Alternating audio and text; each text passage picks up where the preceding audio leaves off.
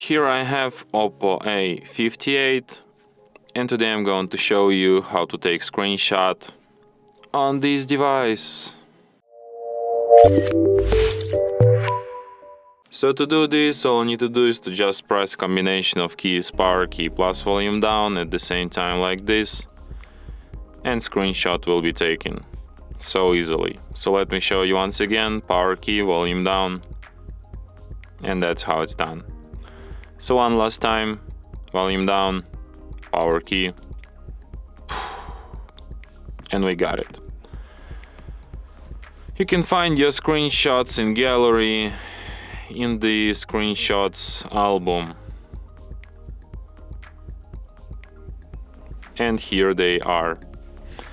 And from here you can send, favorite, edit or delete your screenshots and perform other actions from this list. And that's it. Thanks for watching.